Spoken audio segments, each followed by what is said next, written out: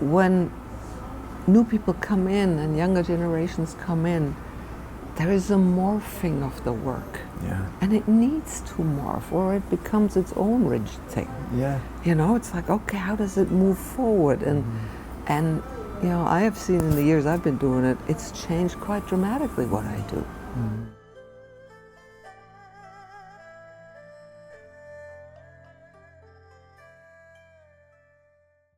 Yeah. My name is Samvedam Randles.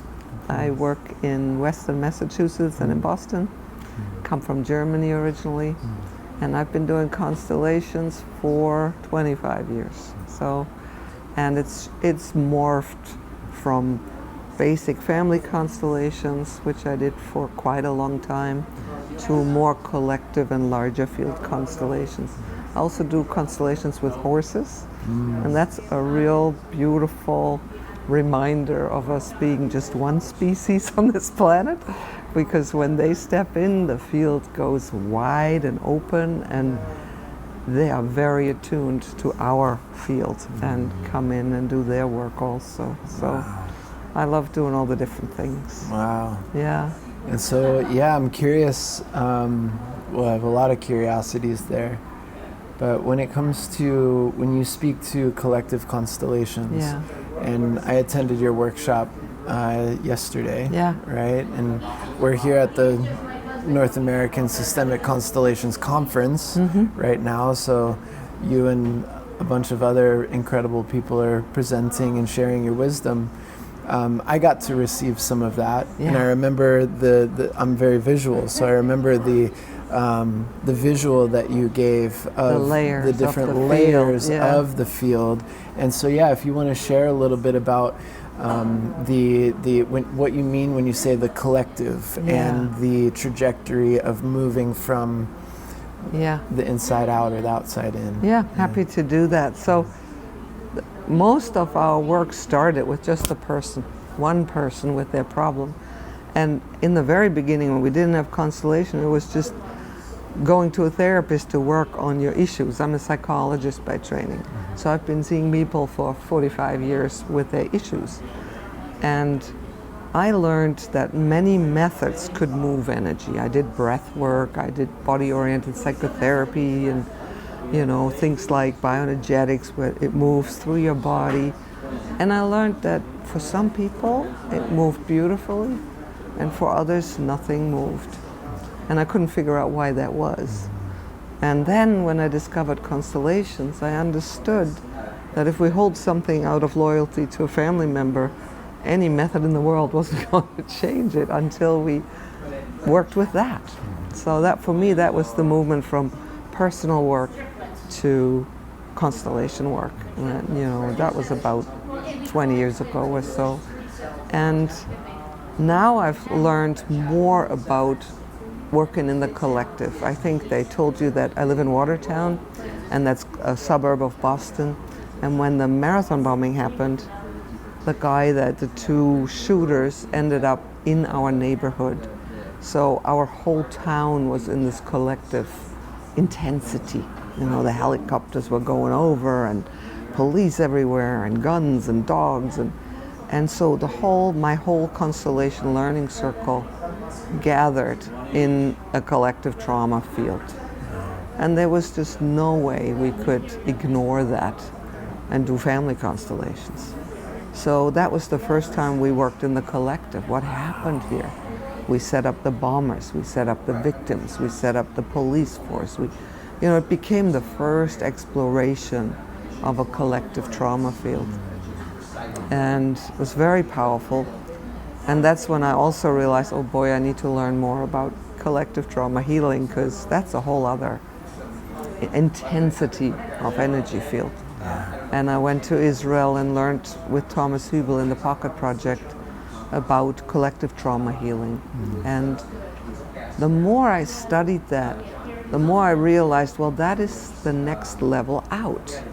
So just as the individual couldn't heal without the system work, I realized the family systems, they cannot heal without us exploring the collective.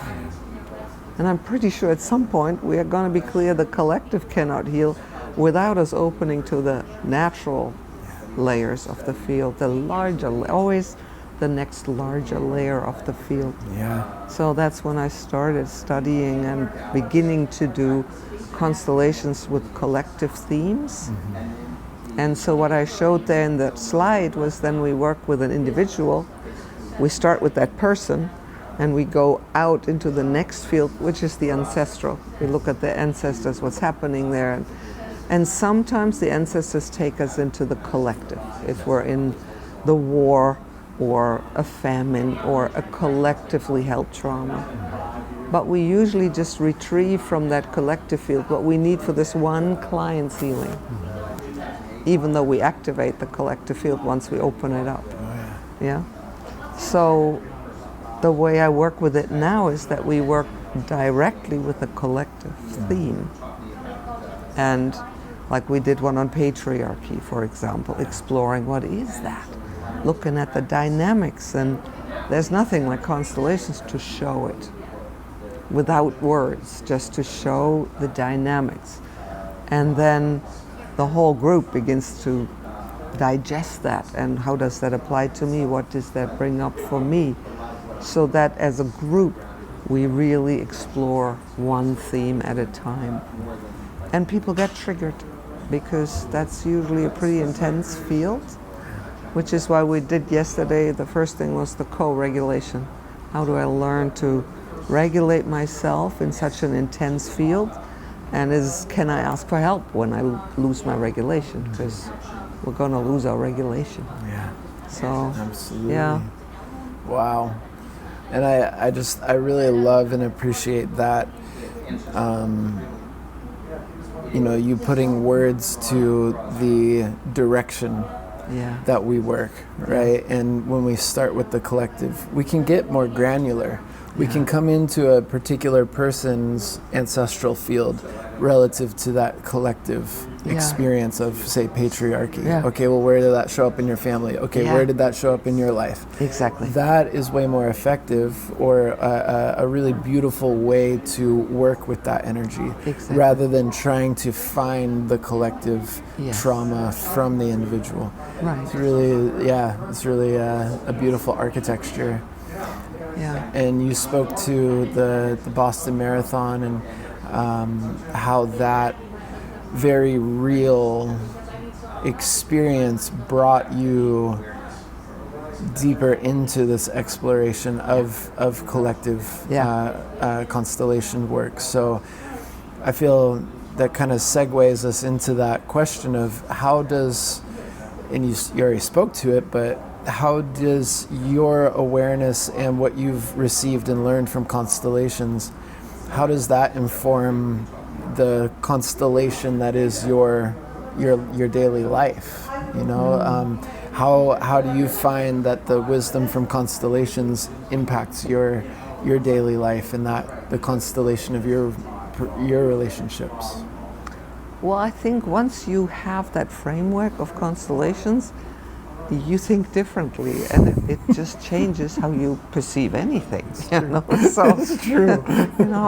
Like for example, right now, one of our people here just found out that her grandson was just drafted to go to Iran and put his boots on the ground. He's an 18-year-old boy.